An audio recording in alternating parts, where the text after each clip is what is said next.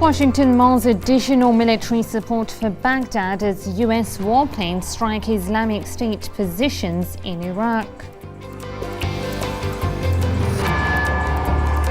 The Israelis resumed their attacks in Gaza, killing 5 people, including 2 children, following the expiration of a 72-hour truce.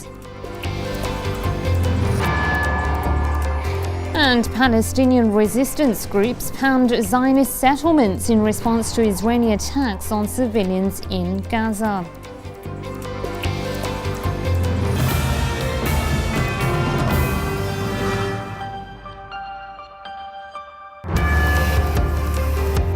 Hello there, you're watching Al Ittijah World News and I'm Fatima Basim.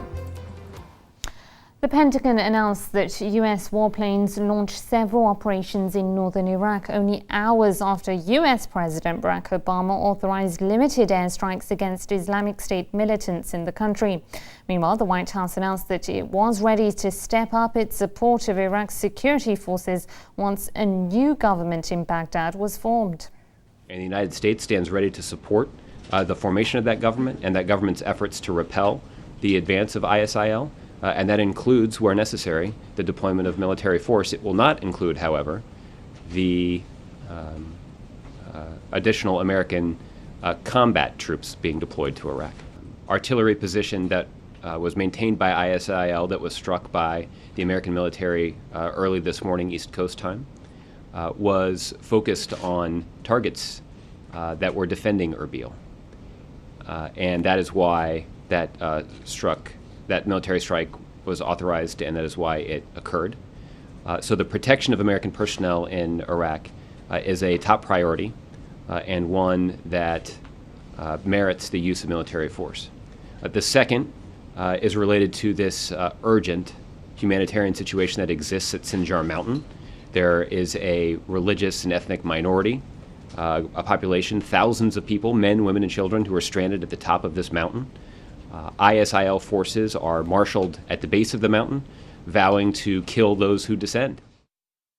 American warplanes are back in Iraqi skies. The Pentagon has confirmed that several airstrikes were carried out on Friday afternoon against militant positions belonging to the so-called Islamic State in northern Iraq. The Pentagon spokesman posted on his Twitter page that US F-A-18 aircraft dropped 500-pound laser-guided bombs on a mobile artillery piece near the capital of Iraq's Kurdish Autonomous Region. According to the Pentagon, the positions were bombed after IS fighters shelled Kurdish forces defending Erbil, where US personnel are reportedly stationed. The strikes came only hours after American President Barack Obama ordered US warplanes back into Iraq's airspace. In a televised speech late on Thursday, Obama said he had authorized limited airstrikes against militants from the so-called Islamic State to prevent them from moving into autonomous Kurdistan and carry out a potential genocide against displaced minorities. I've therefore authorized targeted airstrikes if necessary to help forces in Iraq as they fight to break the siege of Mount Sinjar and protect the civilians trapped there. Already, American aircraft have begun conducting humanitarian airdrops of food and water to help these desperate men, women, and children survive. Obama added that the Iraqi government had requested assistance and that any US operations would be limited, pledging not to allow the United States to be dragged into another war in Iraq. As Commander-in-Chief, I will not allow the United States to be dragged into fighting another war in Iraq. And so even as we support Iraqis as they take the fight to these terrorists, American combat troops will not be returning to fight in Iraq. Residents in Baghdad reacted to Obama's decision, questioning the US's true intentions behind such support. We don't need America. We can kick Islamic State militants out without US support. This is Erbil's fight, not Baghdad's, not America's. Islamic State has been operating in Syria and Iraq for 3 years now and is harming people. Now and only after the Christians and minorities are at stake in northern Iraq, Obama has decided to help Iraq? Where has Obama been all these years? The crisis in Iraq has escalated since IS seized control of the country's largest Christian city, Qarqosh. The militants ordered its residents to leave, convert or die. Tens of thousands of civilians and Kurdish fighters opt to flee the area. Last week, IS also seized the northwestern town of Sinjar, forcing tens of thousands of people from the ancient Yazidi minority to flee into the mountains and Kurdish regions. According to the UN, between 35,000 and 50,000 people have fled to nearby Mount Sinjar and other areas, reportedly surrounded by IS armed elements and lacking water and other basic supplies. The US Secretary of State John Kerry is also weighing in on the crisis in Iraq. Washington's top diplomat has warned that the violent acts carried out by IS militants show all the warning signs of a genocide, adding that the stakes for the country could not be clearer. President Obama acted expeditiously and appropriately to authorize targeted military action and to provide significant humanitarian assistance to the people of Iraq at this very difficult time when it is vitally needed. The stakes for Iraq's future could also not be more clear, and today's crisis underscores them significantly.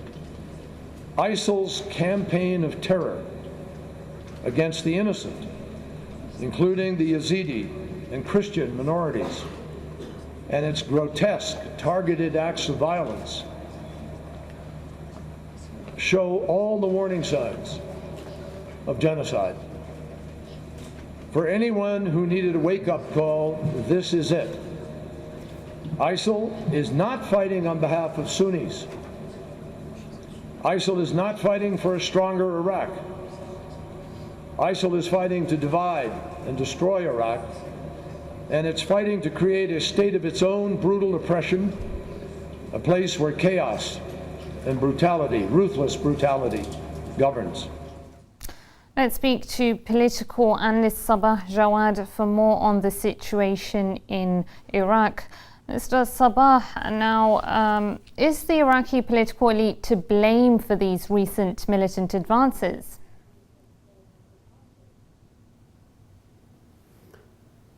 I lost. Mr. Jawad, is the Iraqi... Is the Iraqi political elite to blame... I can't hear you very well, but...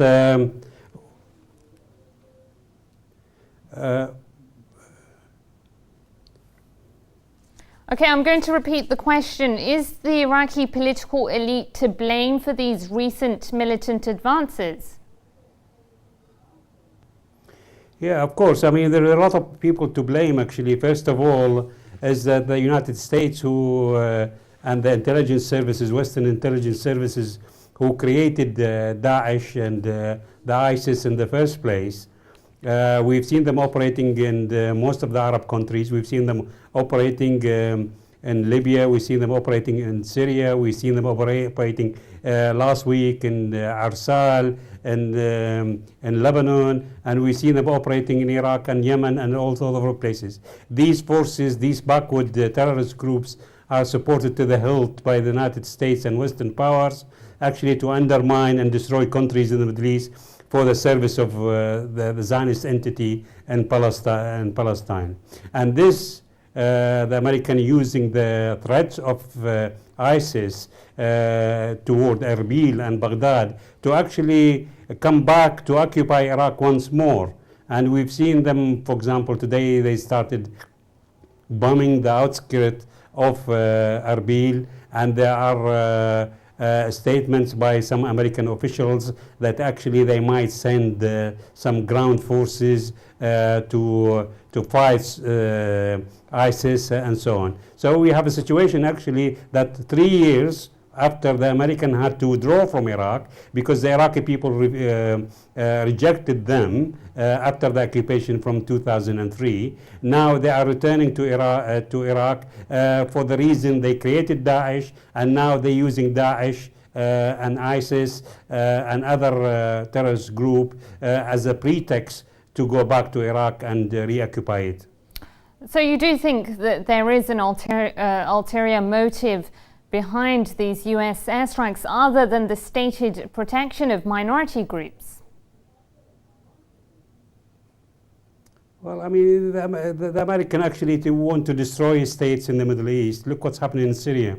Look what's happening in the Sinai Desert. Look what's happening in Libya and Yemen and so on. This is a huge, Daesh is organizations of very backward extremist group in the Middle East, actually, to be able to occupy the second largest Iraqi city, and to occupy a town in Beirut, in Baalbek in Lebanon, and to occupy part of Syria, and to create destruction, massive destruction in Yemen and other Arab countries, and even reaching part of Africa.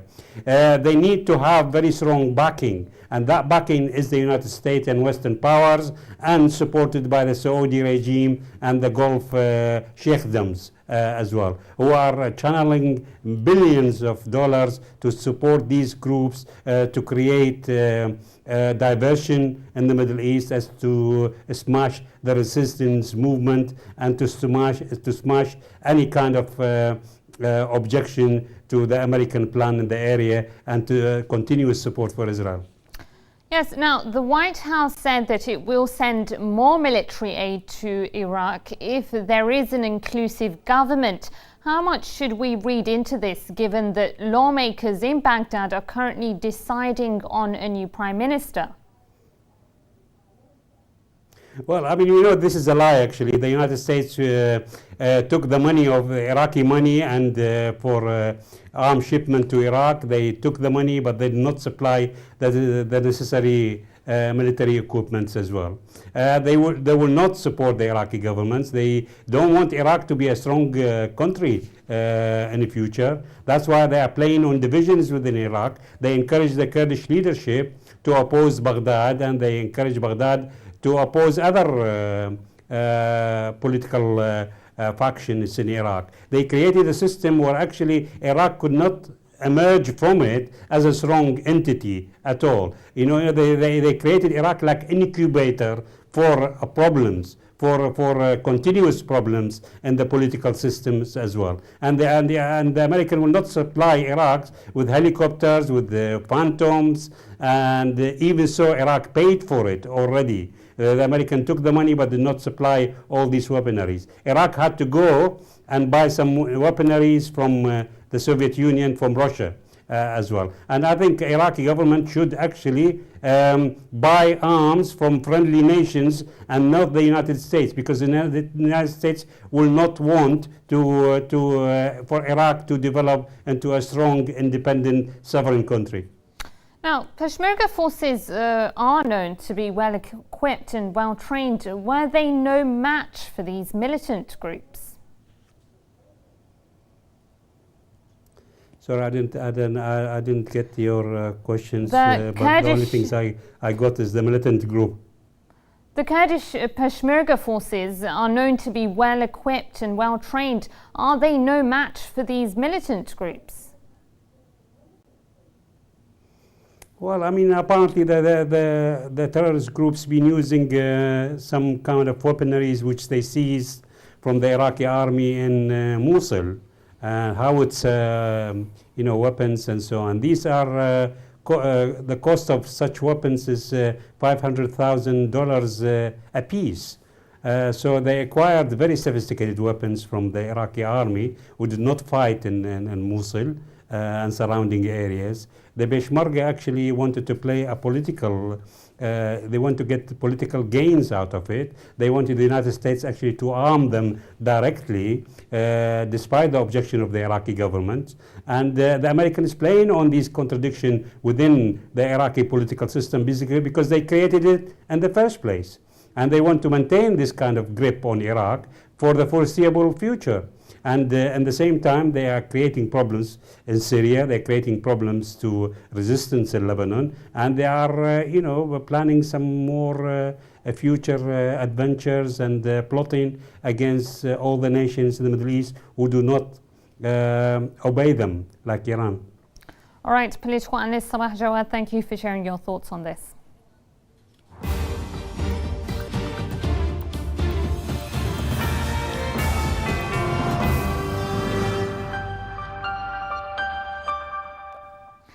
Palestinian resistance group Hamas has blamed the Israeli entity for the failure to prolong a 72-hour ceasefire in Gaza.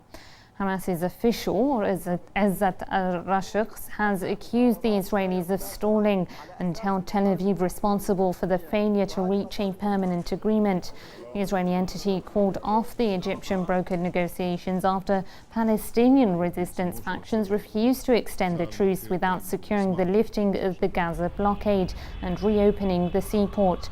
The Egyptian Foreign Ministry, meanwhile, urged a ceasefire extension as it called for the resumption of the negotiations.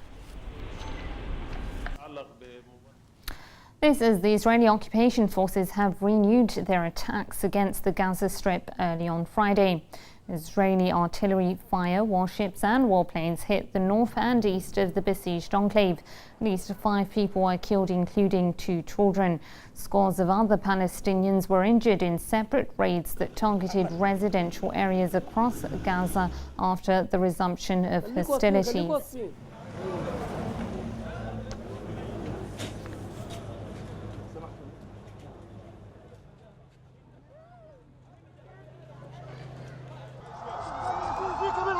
The streets of Gaza City are once again flooded with people taking part in funeral processions. This one is for a child killed by Israeli warplanes in the early hours of Friday morning. 10-year-old Ibrahim al-Dawawsa was killed by an airstrike on a mosque as he attended prayers there. What wrong did this child commit? Was he carrying a rocket, explosives, or an explosive build? What is the goal of this? As the 72-hour truce expired, Israeli fighter jets pounded targets across the Gaza Strip, killing al-Dawawsa and wounding dozens. Several people, including a baby, were also wounded in a separate airstrike on a home in Gaza City. They fired a warning rocket first. 10 minutes later, they struck us with an F-16. Of course, we went out quickly and the neighbors opened up their homes in order to let in the children. After we went to the neighbors, the F-16 struck. Why, we don't know. The injured were immediately rushed to the Central Al-Shifa hospital. We were sitting at home when all of a sudden a rocket fell on us. This is what happened. Everyone, the whole family was wounded. With a large number of residents heading to the hospital for treatment, other patients were treated in the hallways because the rooms were already crowded. Al-Dawawsa was the first death reported since the 72-hour truce expired at 8 a.m. local time, after negotiators in Cairo failed to extend it. Now, with the absence of a permanent deal to stop the violence, hundreds of Palestinians in the besieged enclave are fleeing for their lives. The Israeli offensive against Gaza has wreaked havoc in the coastal enclave as Palestinians are being forced to rebuild their lives amid destruction, supply shortages and both physical and psychological suffering. Our Gaza correspondent Bassam Al-Atrash has the full story. The fallout of the Israeli attack on Gaza goes far beyond the destruction on the ground. Misery and hardship has become a way of life for many of the residents here.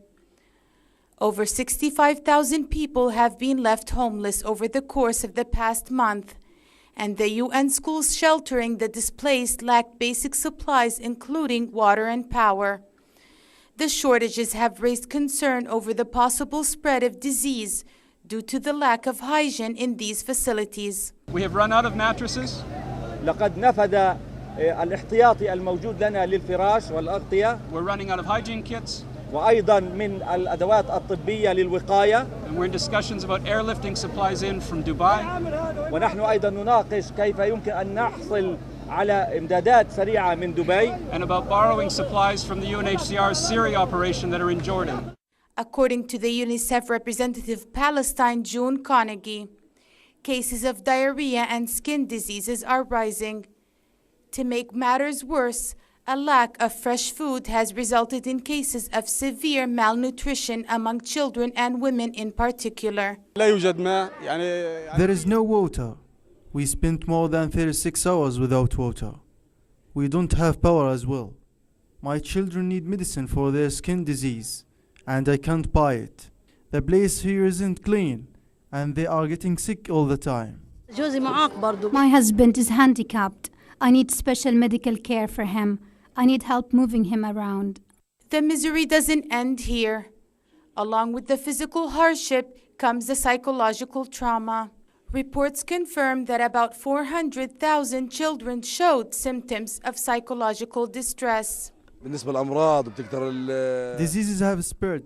My children even suffer from nightmares. They wake up in the night screaming. They even wet their bed. The sieged Gaza Strip has had a catastrophic and tragic effect on residents, especially children in the area.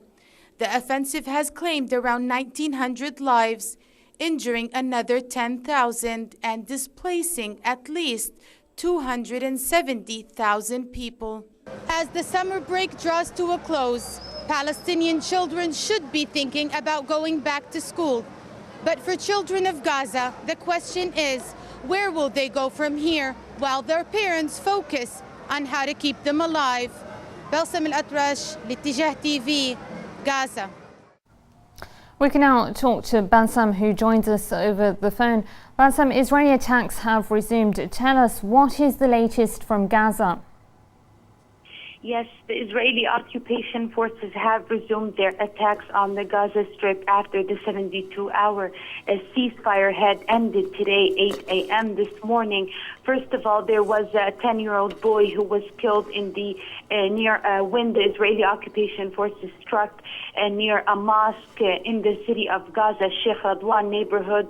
The 10-year-old boy died instantly, and another 15 Palestinians were wounded. Also, other separate strikes were hit all across the Gaza Strip, especially in areas of Gaza City and the northern and eastern parts of Gaza, leading to the injuries of another 15 Palestinians. There were several air raids also on homes of Palestinians in Hayy Zaytoun, also in the area of Daraj and the area of Deir al-Balah. Also, there was an air raid on a home. All of these led to material damages to the homes and several injuries among Palestinians. Even a number of them were considered critical. In the afternoon, there was a bloody airstrike on civilians in the eastern part of Khan Yunis in Al-Garara area, which led to the death of 3 young Palestinian men, which lifted today's death toll to 4. And then after that, 1 hour after that, there was another young man who was killed in the area of Rafah to lift the death toll to 5. So today alone, 5 Palestinians were killed and more than 50 others were injured in these separate attacks on Gaza Strip. All right, Balsam, thank you for those updates.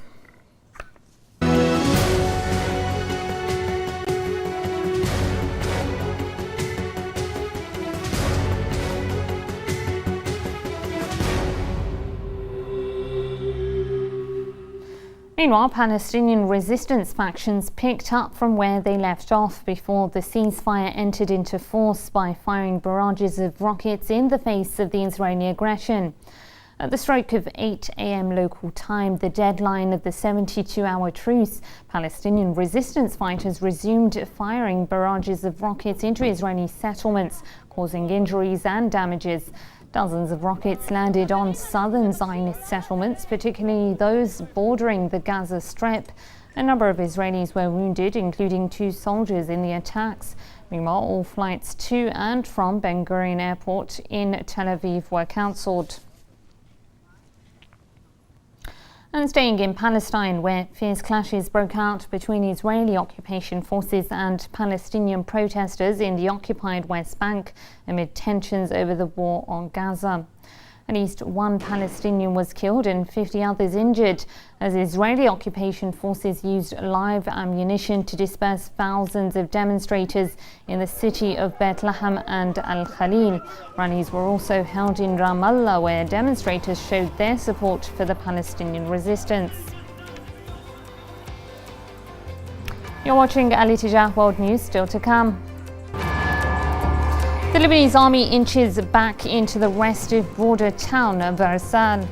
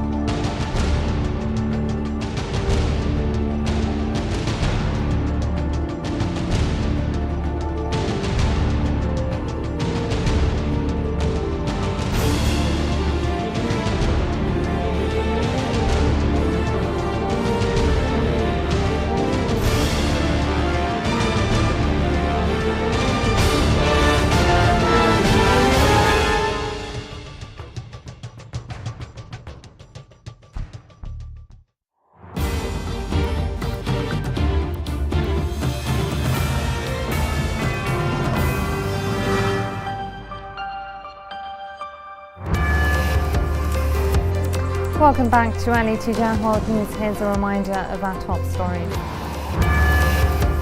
Washington mounts additional military support for Baghdad as US warplanes strike Islamic State positions in Iraq. The Israelis resumed their attacks in Gaza, killing 5 people, including 3 children, following the expiration of a 72-hour truce.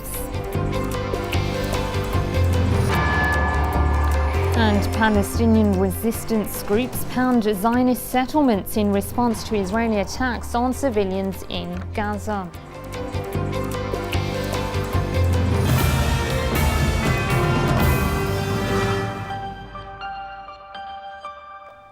Following the reported withdrawal of Takfiri militants from Arsal, the Lebanese army is entering the northeastern border town. Arsal, which has been the site of heavy clashes in recent days, houses a population made up largely of Syrian refugees, many of whom are now fleeing back into Syria. Rumbling into town. The Lebanese army is taking up positions in the northeastern town of Arsal, following days of intense clashes with militants belonging to the so-called Islamic State, as well as the Al-Qaeda-affiliated Al-Nusra Front. The militants have reportedly since withdrawn, but the army says it's moving cautiously. We have started to enter. We've set up a checkpoint on the western side of the city, and we're advancing bit by bit. We haven't entered the entire town yet, so we can't say if the gunmen have completely withdrawn. But the fact that the guns have fallen silent is not enough to reassure everyone here. These Syrian refugees who escaped one conflict in their home country for the relative safety of Lebanon have decided to take their chances back home. But even that might be easier said than done. While some 350 people reportedly passed through the Masna border crossing back into Syria, about 2,000 others waited for their turn. Many are not being allowed entry into the war-torn country due to administrative difficulties, including a lack of identity documents for babies born in Lebanon. We have spent the night in Baalbek, as you can see, and it has been a day and a night that we have no shelter, no cover or anything, up to God's will. The fighting in Arsal, which featured extremist militants born out of the Syrian conflict and now threatening the entire region, has shaken the Lebanese political establishment. So much so that the former prime minister and leading Sunni politician Saad Hariri returned from his self-imposed 3-year exile to boost the voice of the moderates in his sect. The ex-premier's trip follows his announcement that Saudi Arabia would give $1 billion to shore up the army and security forces against militants. The Syrian army has continued to target foreign-backed militants across the war-torn country, making fresh advances in the northern province of Aleppo as well as the Damascus countryside. This as militants belonging to the so-called Islamic State reportedly captured a Syrian army base in the central province of Raqqa. The Syrian army is on the move once again, conducting search and destroy operations in Aleppo in a bid to flush out militants dug in across the city's countryside. According to a military source, units of the army eliminated a number of terrorists in the neighborhoods of Ashar, Hanano and Inqadi Askar, destroying several weapons caches. Further south and across the Damascus countryside, the army continued to target militant positions in Al-Mliha and Rusha, killing and injuring scores of insurgents. But in some parts of the country, militants are still able to put the army on the back foot, at least for the time being. In the central province of Raqqa, the so-called Islamic State is expanding its tentacles, posing an imminent threat to both the civilian population and the country's national army. The British-based Syrian Observatory for Human Rights reported a massive campaign by IS-led militants that targeted the town of Ain Isa, where a Syrian army base is located and where fighting has been taking place overnight. The systematic abuses carried out by militants affiliated with the Islamic State have raised fears among civilians in Iraq and Syria as they strive to uphold the blood and tear caliphate that straddles both countries. A pro-Morsi protester was killed as clashes erupted between Egyptian security forces and Muslim Brotherhood supporters in the capital, Cairo.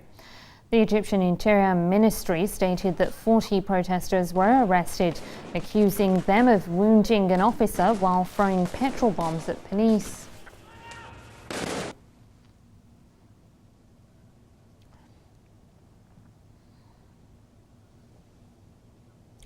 Thousands of Bahrainis participated in a mass demonstration west of the capital Manama, calling for the downfall of the country's monarchy and denouncing the regime's brutal crackdown against anti-government protesters.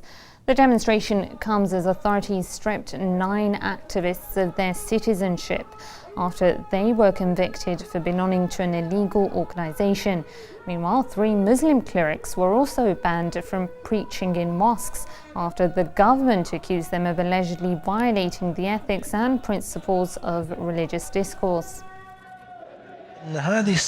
According to my own knowledge, this policy is not adopted by any other regime except Israel and Bahrain.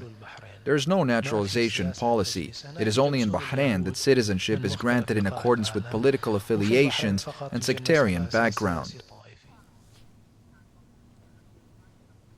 All right, let's speak to resigned Bahraini MP Jalal Fayrouz. Mr. Fayrouz, the Manama did take away the citizenship of 9 activists. What happens to these Bahrainis, and how much is this measure being used against political dissidents? Well, this is a continued steps towards the political activists and the opposition activists, because the regime wants the opposition to participate in the decorative so-called elections, which is meaningless, and they are trying to enforce measures just to try to reach that. And the latest was revocation of the citizenships of 9 who were accused of just being against the government. This is a new measure which is being taken, but of course, even if they are being revoked of their citizenship, then they won't be able to leave the country, because no country would accept them. It's just like myself. Around 2 years ago, I was revoked of my citizenship, but of course, because I was outside the country. Otherwise, we have a number of the revoked ones who are living a very poor situation, and even not themselves, their families are not being granted any services, and that is, of course, going on while, on the other hand, the government is naturalizing thousands of Saudis, Syrians, Pakistanis, just to try and change the balance between the people of Bahrain who are against the regime, and just bring new people who will be pro the regime. So there really isn't anything these ordinary Bahrainis that have their citizenship has been stripped from them they can do when they are just left helpless. Well, this is the irony. All the international human rights groups have condemned this, but it seems that the government of regime of Bahrain is having the backup of the on the regional aspect. They have the backup of the Saudis, and in the international they have the backup of the United Kingdom and the United States, and they don't care about the condemnation. And of course, they have these 9 personnel. They have been punished twice. They have been punished, sentenced to numbers of years, some of them up to 15 years, and punished to be revoked of their nationalities, and also the relatives, of course, will be in a very bad shape. But of course, on the other, you can see on the ground today, tens of thousands of people appeared, even though all these atrocities are going on, but the people will not lean to any retreatment. They are in full power. The people are keen to reach their legitimate rights, and that is the very simple right of democracy. All right, resigned Bahraini MP Jalal Fayrouz, thank you for sharing your thoughts. Thank you very much.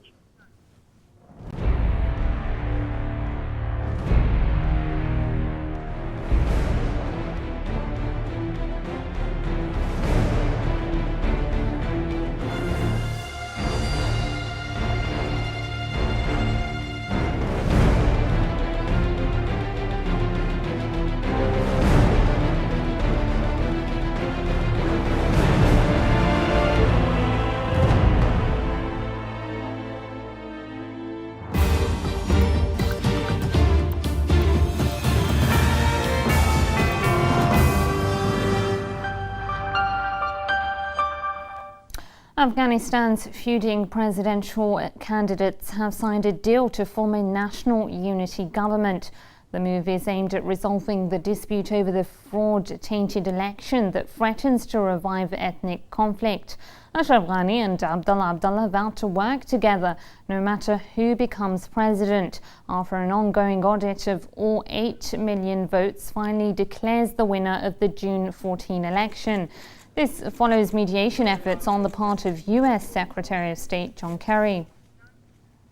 This audit is not about winning and losing. It's about achieving the credible result that the people of Afghanistan demand and deserve. The audit is only one part of the challenge. Equally important, if not more important, will be the actions of these two candidates in the days ahead. Ukraine's military is continuing with its heavy-handed tactics in the eastern regions. The civilian death toll has continued to soar in the besieged city of Donetsk, where intense shelling left at least 4 residents dead and scores wounded. This is anti-Kiev rebels shot down 2 military jets and directly struck a 3rd aircraft in the area. In the late hours of the night, the skyline of Donetsk in Ukraine's east is lit up with tongues of fire. Ukraine forces have struck yet again. In the early morning, residents of the city emerged to inspect the aftermath of the attacks. The latest strike on the downtown district killed 4 people and injured 18 others. Kiev recently made it clear it was stepping up attacks on rebel strongholds in Donetsk and Luhansk.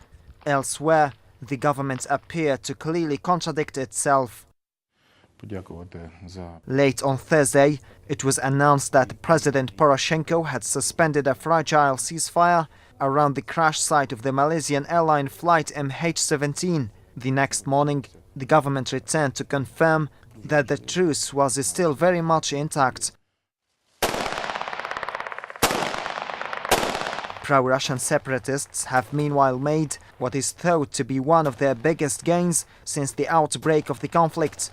Self-defense forces in the east claim they have seized a large amount of weapons from the Ukrainian army, adding that a number of tanks and vehicles, as well as Grad rockets and air defense missiles, are now all in the fighters' hands, vowing that the response to any attacks will be unexpected. The first signs of retaliation were almost instantaneous. Ukraine's air forces confirmed that a fighter plane and a military helicopter were brought down in Yanakiva, while a 3rd helicopter narrowly escaped a similar fate. The Ukrainian military announced that 15 of its soldiers were killed and about 80 others injured in fierce fighting with pro-Russian separatists near Luhansk. The surge in rebels' capabilities is seen as a major development in what is being viewed as Europe's worst crisis in decades, which has sparked fierce political disputes among world powers. Meanwhile, Kiev is getting involved in the tit-for-tat sanctions between the West and Moscow. Ukrainian Prime Minister Arseniy Yatsenyuk announced that his government has prepared a list of sanctions which will target individuals and companies in Russia. According to the law, Ukraine has the right to introduce 26 types of sanctions, including the freezing of assets, a ban on the activity of enterprises on Ukrainian territory, a ban on participation in privatization of state-owned objects, and a full or partial ban on transit of all types of resources. Well, in statements which are becoming increasingly reminiscent of the Cold War era, American defense officials have disclosed information confirming that Russian nuclear bombers have entered U.S. air defense identification zones at least 16 times in 10 days. The Russians have penetrated U.S. air defense identification zones at least 16 times over the past 10 days, using strategic nuclear bombers and other military aircraft. Major Beth Smith, spokesperson for U.S. Northern Command and the North American Aerospace Defense Command, confirmed that over the past week, NORAD has visually identified Russian aircraft operating in and around the U.S. air defense identification zones. But these Russian activities are not just training missions, as U.S. defense officials have claimed, but are rather trying to test the Americans' defense capabilities. The nuclear bombers flew mainly along the Alaskan Air Defense Identification Zone, and another incursion included an infiltration of Canada's air defense zone.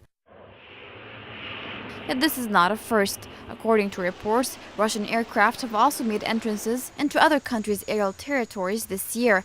Russian fighter jets have circled around UK airspace and edged close to US property in Guam and California. This surge in military activity comes on the heels of the downing of the Malaysian airliner MH17, which was attacked by a surface-to-air missile over Ukrainian territory.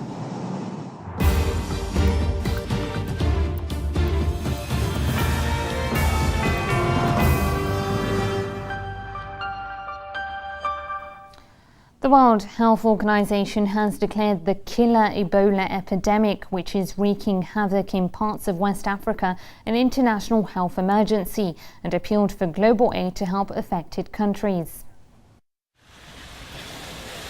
Hundreds of people are dead as the worst Ebola virus outbreak in history sweeps through West Africa. It began as a handful of cases in Guinea in March, but quickly spread to neighboring Sierra Leone and Liberia. The Geneva-based World Health Organization has declared the Ebola outbreak a public health emergency and called for a coordinated international response. I am declaring the current outbreak of Ebola virus disease a public health emergency of international concern. The committee's decision was unanimous. Its advice to me acknowledges the serious and unusual nature of the outbreak and the potential for further international spread, but also the need for strong international coordination of the response. The outbreak has so far killed 932 people, or around 55% of those known to have been infected, and struck hundreds more. There is no vaccine or cure for Ebola, a hemorrhagic fever with a fatality rate of up to 90% that causes symptoms ranging from flu-like pains to internal and external bleeding caused by kidney and liver failure. Ebola's suspected origin is forest bats, and it can be transmitted between humans by touching victims or through bodily fluids. The virus was first identified in 1976 in what is now known as the Democratic Republic of the Congo. According to the U.S. Center for Disease Control and Prevention, since 1976, there have been 34 known cases and outbreaks of Ebola. Before the latest outbreak, the deadliest episode was the first, in 1976, which killed 280 people in Central Africa. Wash your hand with under the chlorine. 2 American aid workers stricken with Ebola in West Africa are now being treated at an Atlanta hospital. Their conditions improved by varying degrees after they received an experimental drug developed by the San Diego-based private biotech firm MAB Biopharmaceutical Incorporations. Ebola specialists have urged the World Health Organization to offer such drugs to African patients. The UN agency has asked medical ethics experts to explore this option next week, but until a vaccine is available, it appears that the disease, which is spreading like wildfire, will continue to claim more lives. Here's a reminder of our top stories.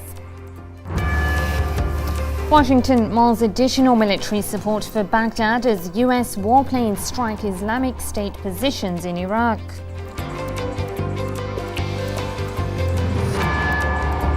Israelis resumed their attacks in Gaza, killing 5 people, including 3 children, following the expiration of a 72-hour truce.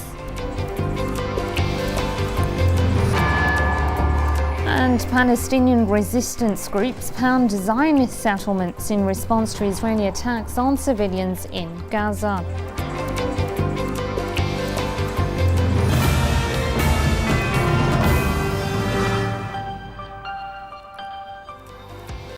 Well, that's all from me and the Al Ijah News team. Thank you for watching and good night.